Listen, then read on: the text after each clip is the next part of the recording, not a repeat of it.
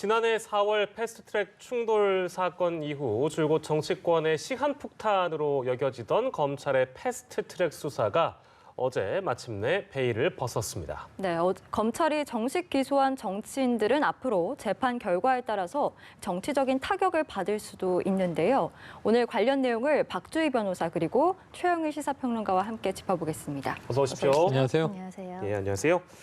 2012년에 이 선진화법이 제정된 이후에 이제 첫 사례가 될 수 있습니다. 정치권에서도 굉장히 충격이 느껴지는 그런 분위기라서 많은 보도가 또 이뤄지고 있고요. 한국당 상황 먼저 저희가 짚어보겠습니다. 정식 재판에 넘겨진 게 14명이고요. 민주당과는 다르게 국회법 위반 혐의가 적용돼 있습니다. 일단 여기에 어떤 의미가 있다고 봐야 되는지 박주희 변호사께서는 여기에 어떤 의미가 있다고 좀 보세요. 네, 그 2012년에 국회법 개정으로 인해서 국회법 166조에 국회회의 방해죄라는 게 신설이 됐습니다. 네. 그래서 국회회의를 방해할 목적으로 폭행을 하거나 협박을 하거나 감금을 한 경우에는 아니면 또는 의원이 회의장을 출입하는 걸 방해하는 경우에는 5년 이하의 징역 그리고 또 1,000만 원 이하의 벌금에 처해지도록 이제 죄가 신설이 되어 있는데 아직까지는 이 조항을 가지고 기소된 사례가 없었습니다. 그래서 첫 사례라고 할 수가 있는데요. 근데 한국당 의원들 입장에서는 이게 굉장히 큰 일일 수밖에 없는 게 다른 폭처법상 뭐 공동폭행이라든지 공동상해로 이제 기소된 민주당 의원들과 달리 지금 공직선거법상 그 피선거권을 박탈한 요건이 국회법 위반인 경우에는 굉장히 엄격하게 보고 있습니다. 그래서 다른 공직선거법을 보면요. 공직선거법상 다른 범죄, 그러니까 국회법 위반이 아닌 범죄에 대해서는 금고 이상의 형이 선고가 되어야지 이 부분에서 피선거권이 박탈이 되는데 국회법의 경우에는 굉장히 이 경미한 경우에도 피선거권을 박탈할 수 있도록 규정을 하고 있습니다. 그래서 뭐 500만 원 이상의 벌금만 받아도 그 뭐 형이 확정된 이후 5년까지는 이 피선거권을 박탈하고 또 집행유예가 선고된 경우에도 10년 동안은 피선거권이 박탈이 됩니다. 그래서 물론 이제 기소가 되었기 때문에 대법원 확정까지는 꽤나 시간이 필요합니다. 그렇지만 뭐 만약에 500만 원 이상의 이제 벌금형이 선고된다라고 한번 예상을 해본다면 그런 경우에는 지금 의원직을 상실할 뿐만이 아니라 바로 내년 4월에 있을 총선에 대해서도 피선거권이 박탈이 되고 설사 그 이전에 선고가 되지 않아서 뭐 출마를 했는데 당선이 될 수는 있지만 임기 이내에 만약에 대법원에 확정 판결이 나는 경우에는 또 의원직을 상실할 수도 있고요.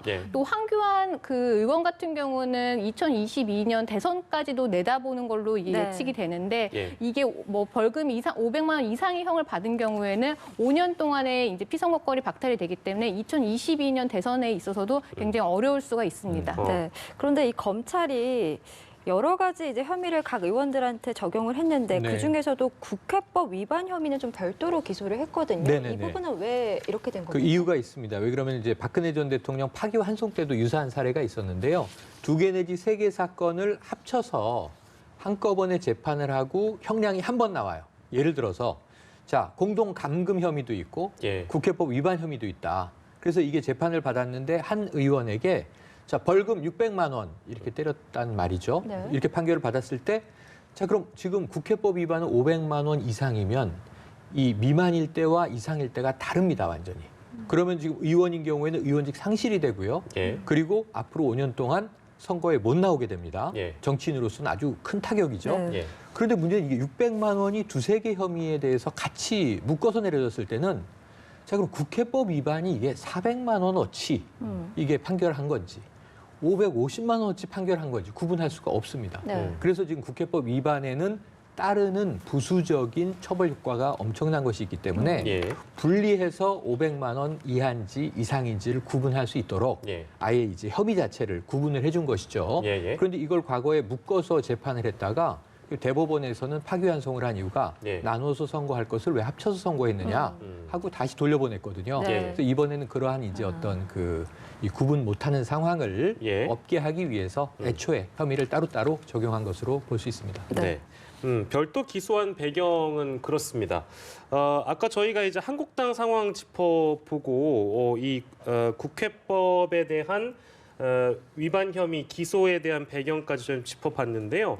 어제도 사실 저희가 이 주제 다루면서 양 당의 입장을 동시에 좀 실어드리긴 했는데 이 수사 결과 발표 나고 나서 네. 자유한국당의 반발을 뭐 당연한 거고요. 네. 네. 민주당도 역시 반발을 하고 네네, 있는데 맞습니다. 온도 차이가 있는 건지 없는 예. 건지 잘 모르겠거든요. 어떻게 좀 진단하세요? 지금 뭐 양쪽 다 이제 볼멘 소리가 나올 수밖에 없습니다. 어쨌든 왜냐하면 서로가 정당하다고 하는 입장이잖아요. 네. 그래서 이제 그런 것인데, 근데 이제 양과 질로 보면 한국당이 더 격앙된 건 맞아요. 네. 왜냐하면 이 적용된 의원 수, 기소된 수도 많고 그렇죠. 법 내용도 지금 말씀드린 국회법 위반은 민주당엔 없습니다. 네. 한국당만 들어가 있는데 그건 어쩔 수 없어요. 왜냐하면 당시 민주당 패스트트랙 4월로 지난해 4월로 돌아가 보면 자 의사진행 하겠다 회의하자 예. 그래서 표결하자 이것이 이제 민주당과 나머지 이제 야당들의 입장이었다면 예. 최근에 이제 4+1 협의체 이렇게 불리고 있지 않습니까?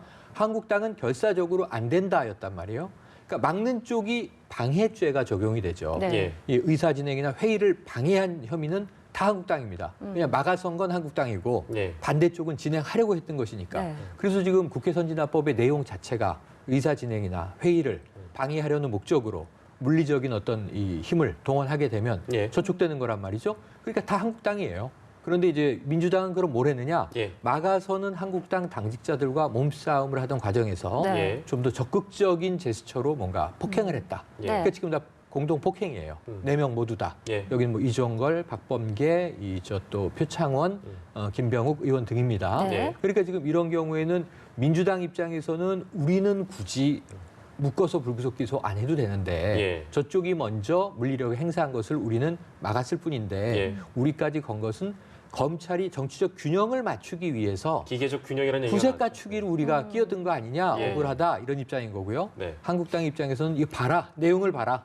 결국은 이제 야당 유죄, 여당은 무죄라는 얘기 아니냐 이렇게 항변을 하고 있는 상황이라 예. 이거는 뭐 지금 현재 상황에서 양쪽의 볼멘 소리는 검찰을 향해서 다 나올 수밖에 없고 예. 저는 오히려 한쪽에서만 부당하다는 얘기가 나오는 것보다는 예. 여야 모두에서 부당하다고 검찰을 향해서 목소리를 내는 게 네. 차라리 국민적 시선에서는 음. 검찰은 다행일 수 있다 이렇게 생각을 해봅니다. 네, 예. 그러니까 이거 의원들한테는 이게 정치 생명과도 이제 관련이 돼 있기 때문에 그렇습니다. 이렇게 예민할 수밖에 없는 문제인데 사실 확정 판결까지 뭐 일부 보도에서는 1년 이상 걸릴 수도 있다 뭐 이런 네네. 예측이 나와서 사실 내년 그러니까 올해 4월 총선에 그 전까지 판결이 나올 가능성은 거의 없다고 보여지고 제로입니다. 있거든요. 제로입니다. 절대 나올 수가 없습니다. 지금 104일 남았다고 아까 말씀하셨잖아요.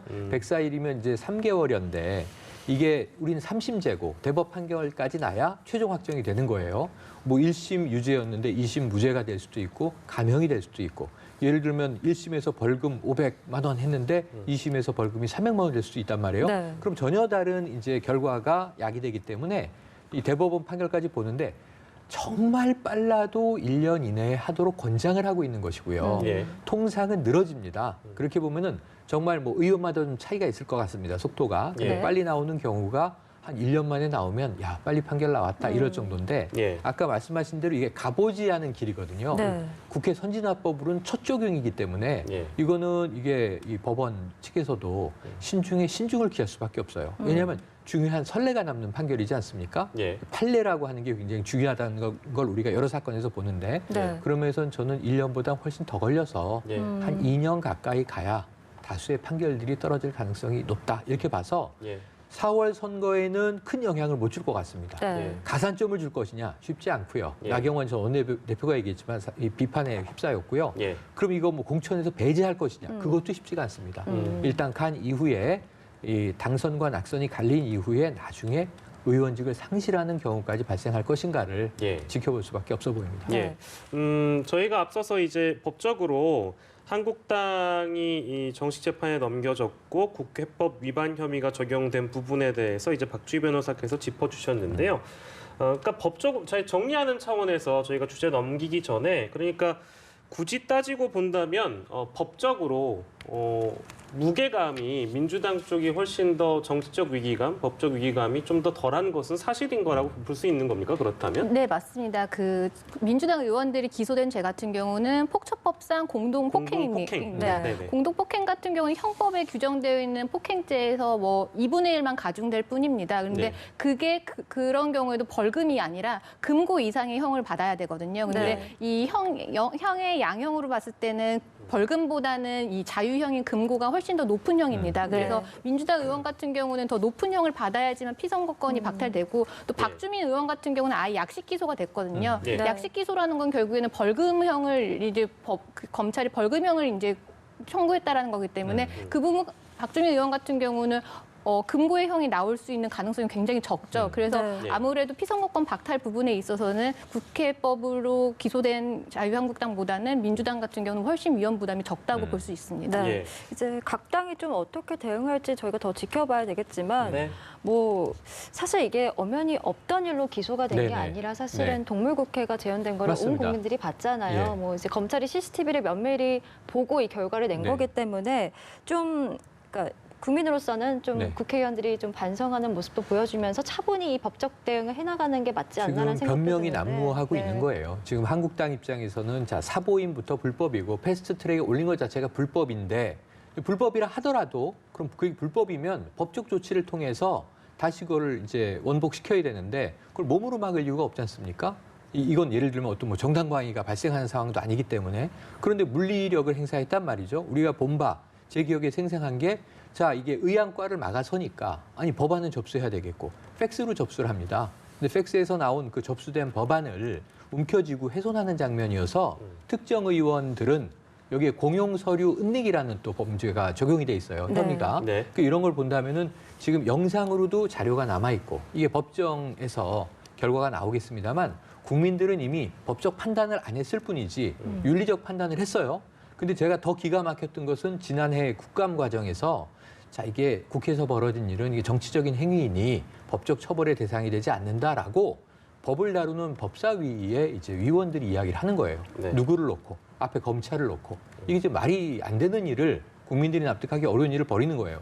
범죄 혐의를 받고 있는 사람들이 그것을 처벌할 기관이 피감기관은 이유로 앞에 놓고 예. 사실 자기와 관련된 문제는 더 언급하지 말아야 함에도 대놓고 언급하면서 이건 좀 잘 어떻게 처리하시오라고 압박하는 모습을 공개적으로 보입니다. 법을 만드는 곳이 법을 어기고 그 법에 대해서 또 피소가 되니까 이런저런 정치적인 사유로 면피를 하면 국민들은 왜 처벌받습니까? 뭐하러 법정에 기소됩니까? 예. 그러니까 오히려 저는 법을 다루는 분들이 자기의 몸을 또 옷깃을 여며야 되는데 이런 부분에선 저는 비난의 가능성이 높고 예. 선거에서 오히려 몸을 낮춰야 돼. 선거 때마다 항상 한 번만 더 도와주십시오. 이런 네. 얘기를 국민들이 들어야 되는데 말이죠. 예. 그러니까 이분들 이제 앞으로 어떤 처신을 할지는 국민들이 지켜볼 것이고요. 예. 안하무인은 안 되는 태도 아니겠는가? 예. 조언을 좀 드리고 싶네요. 예, 저희 마지막으로 이 주제 넘기기 전에 하나만 더 여쭙고 끝내도록 하겠습니다. 그러니까 일각에서는 저희가 뭐 이제 어떤 의원의 이름을 거론하지는 않을 네. 텐데요. 그러니까 어떤 이 기소를 한 의원 혹은 기소를 하지 않은 의원 그 인물의 면면 당시의 어떤 혐의 적용을 두고 네. 누구는 재판에 넘기고 누구는 재판에 넘기지 않았다. 근데 그 상황을 보면 뭐 최입의 의원 감금권 같은 경우에도 네, 네. 어떤 의원은 거기 들어가서 적극적으로 가담을 했다든지 맞습니다. 했는데 이 사람은 기소하지 않고 어떤 사람은 기소하고 그러니까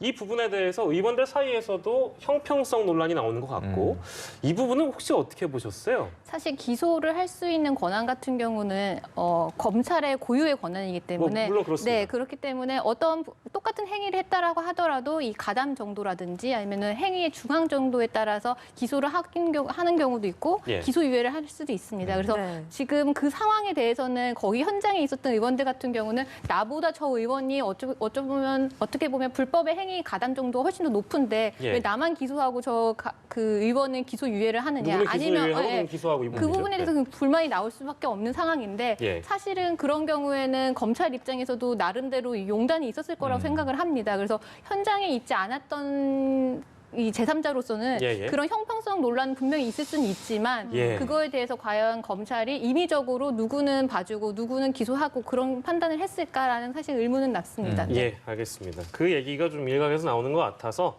저희가 짚어봤고요. 자, 오늘 오전에 추미애 법무부 장관의 취임식이 열렸습니다. 취임사 저희가 내용을 좀 추려봤는데요. 이 내용을 잠시 듣고 돌아오도록 하겠습니다. 어제 대통령께서는 권력기관의 개혁과 사회교육, 문화 분야에서의 공정사회를 이루기 위해 대통령에게 주어진 헌법적 권한을 다하겠다고 강조하셨습니다. 이제 가장 힘들고 어렵다는 검찰개혁은 그 누구도 거스를 수 없는 시대적 요구가 되었습니다. 검찰개혁의 성공적 완수를 위해서는 검찰의 안과 밖에서 개혁을 향한 결단과 호응이 병행되는 줄탁 동시가 이루어져야 할 것입니다. 저부터 성공적인 검찰개혁을 위해 여러분들과 소통하고 어디서나 경청하겠습니다. 검찰을 개혁의 대상으로만 치부하지 않고 한 분 한 분이 진심으로 개혁의 동반자로 삼아 국민이 바라는 성공하는 검찰개혁을 이루어 가도록 하겠습니다. 그래서 여러분 잘 부탁드리겠습니다.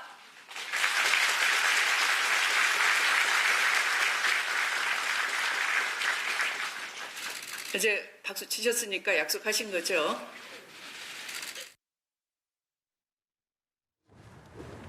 네, 추미애 장관의 취임사였는데요. 표정이 밝습니다. 표정이 밝습니다만 이를 바라보고 있는 네. 외부의 이제 언론들이 취재한 거를 쭉 이제 지켜보면 걱정하는 부분들은 아무래도 법무부 장관과 네. 법무부와 검찰의 어떤 대립각 뭐 네. 이런 부분들에 대한 전망인 것 같습니다. 예. 아무튼 그 전에 저희가 이 취임사 어떻게 들었는지 좀 총평을 좀 여쭤볼까요? 어떻습니까? 네. 그러니까 이제 어제 오늘 계속 미소를 띠고 있어요. 예. 오묘한 미소를 머금고 있어서 네. 무엇을 의미하는 표정일까? 많은 사람들의 해석이 엇갈리는데 말씀하신 대로 저 내용은 좋았는데 문제는 지금 이 언론 보도를 모두 보면 폭풍 전야다. 예. 일촉즉발이다. 네. 이런 표현들이 나온단 말이죠. 그 저 안에도 그 얘기가 담겨 있어요. 개혁을 하겠다는 거예요. 네. 예. 강하게 하겠다는 거예요. 근데 다만 검찰에게 이게 지시형이 아니라 청유형이라고 봐야겠습니다. 뭐냐면 개혁의 대상이 아니라 왜냐하면 검찰 자체가 악이 아니잖아요. 예. 검찰에도 부조리가 있을 수 있고 바꿔나가야 할 점이 있을 수 있고 검찰 스스로가 더 깨끗해야 될 점이 있을 뿐이지 예. 과거의 정치 검찰의 좀 악행들이 이제 앞으로는 안 나오길 기대할 뿐이지 검찰은 사회적으로 선과 정의를 구현하는 조직이란 말이에요. 그런데 이번 정부 들어와서 생각을 해보시면 기무사는 날아갑니다. 해체됐죠. 예. 그리고 이제 국정원의 국내 파트도 날아갑니다. 사실은 그 필요한 근거들은 있을 수 있어요. 하지만 지금까지 역사에서 부작용이 더 컸다. 순기능보다는 아예 없애라. 이렇게 된 거예요.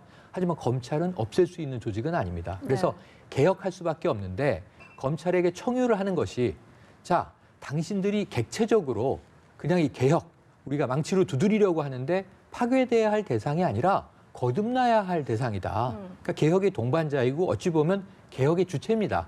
그러니까 저는 이 줄탁동시라는 말이 참 의미가 커요. 예. 병아리가 알을 깨고 나오는데 네. 안에서 병아리 이거는 검찰이에요. 예. 정말 알을 깨고 세상으로 나가기 위해 몸부림을 치고 어미새 어쩌면 본인 네. 법무부 장관이나 예. 대통령이나 국민들일 수 있어요. 예. 함께 쪼아줌으로써 알을 깨고 이제 거듭나는 검찰을 기대하는 이야기거든요. 예. 그러면서는 굉장히 검찰 내부에 울림이 있는 메시지를 던졌는데 이게 마치 거북이나 예. 지금 달팽이처럼 단단한 껍질 안으로 폐쇄돼 들어가려고 하는 검찰이라면 저 소리가 무섭게 들릴 것이고 아 검찰도 바뀔 때가 됐지 예. 한번 우리가 줄탁동시를 해야 할 때가 됐지라고 생각하는 검찰이 이제 또 계시다면 이것은 굉장히 좋은 변화의 울림이라 예. 이게 나쁜 메시지가 아니라 우리 이 사회와 조직이 더 공정해지고 투명해지고 정의로워지는 데 있어서 의미 있는 메시지라고 봅니다. 예. 호응이 있기를 기대해 봅니다. 예. 네. 어제 그런데 문재인 대통령이 그 신년 인사회에서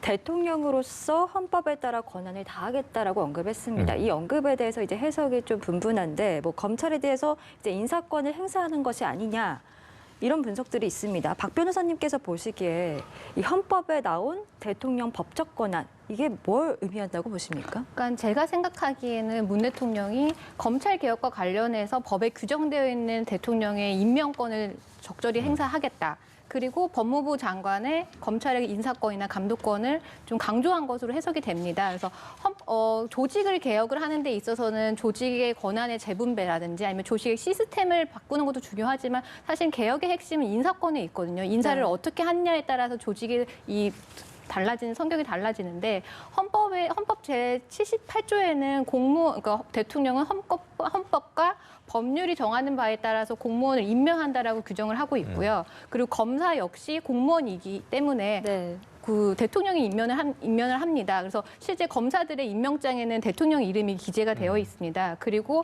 검찰총장 역시도 그 검찰청법에 따라서 법무부 장관의 제청으로 대통령이 임명을 하게 되는 걸로 규정을 하고 있습니다. 또 법무부 장관을 봤을 때는 검찰청법에는 법무부 장관은 검찰 사무의 최고 감독 기관으로서 검사를 지휘 감독할 권한이 있다고 규정을 하고 있습니다. 그래서 결국에는 지휘 감독할 권한에는 검찰 내부에 대한 인사권이라든지 아니면 조직 개편안이 다 포함이 되어 있는데 결국 문 대통령이 이러한 부분 법으로 규정되어 있는 대통령의 권한 그리고 또 법무부 장관의 권한을 언급을 한 것은 문 대통령과 추미애 장관이 행사하려고 하는 조직 개편 검찰의 인사 개편에 대해서 본인들이 행사하려고 하고 있는 권한이 법적으로 정당성이 있다. 그리고 법적으로 타당하다라는 걸 강조를 함으로써 이 인사 개혁에 있어서 좀 뭐 힘을 실으려고 하는 해석으로 볼 수 있을 것 같습니다. 예, 그렇군요. 그리고 이 부분은 많이 보도가 됐습니다만 이 신년사 내용을 대통령께서 언급하실 때 윤석열 총장이 또 앞에 앉아 있었기 때문에 그거에 대한 관심도 굉장히 높았던 것 같습니다. 물론 이게 본질적인 부분이 아닐 수는 있으나 당연히 뭐 대통령 신년사를 듣고 있는 검찰총장의 모습이라는 게 뭐 흔히 있는 그런 장면일 수 있는 거잖아요. 그런데 이제 그것에 굉장히 집중하는 이유는 아무래도 권력기관 어떤 개혁의 필요성을 강조하면서 담아낸 대통령의 메시지. 물론 검찰이라는 언급은 없었습니다만 이 권력기관이라는 개혁에 대한 메시지가 담겨 있었기 때문에 아무래도 그 장면을 미디어에서 많이 관심을 가졌던 것 같은데 글쎄요, 대통령도 방점을 찍고 있는 권력기관의 또 개혁. 이런 부분들에 대해서 충분히 의지가 있다고 평가받을 수 있을까요? 어떻게 좀 보십니까? 지금 오늘 이제 세 가지를 분석하면 그 공통 분모가 나오는데 첫 번째는 대통령이 어제 신년 합동 인사회에서 이야기한 한 줄로 요약한다면 권력기관이 국민의 신뢰를 다시 회복할 수 있도록 자신은 법적, 제도적 권한을 다 행사하겠다. 중단하지 않고 개혁하겠다. 이런 의지를 대통령이 밝힌 거고요. 아까 보신 대로 오늘 줄탁 동시를 이제 필두로 해서 검찰이 개혁의 동반자가 되어달라. 하지만 검찰은 필히 개혁이 돼야 하고 그게 시대적 소명이다라고 이제 방점을 찍습니다. 윤석열 총장도 어제 신년사를 했어요. 검찰 조직을 모아놓고 신년사를 했는데 안팎의 어려움이 몰려오고 있다. 하지만 여러분이 공정한 소신을 가지고 일을 한다면 나는 그것을 지켜내겠다라는 약속을 합니다. 자신의 검찰 가족들에게요. 그러니까 사실은 지금 좀 심상치 않은 기운을 느끼는 분위기가 비장감이 쫙 깔려 있어요. 그럼에도 불구하고 무슨 얘기를 하냐면 검찰은 국민만 보고 가겠다. 대통령은 국민의 신뢰를 국가의 권력기관이 회복할 수 있도록.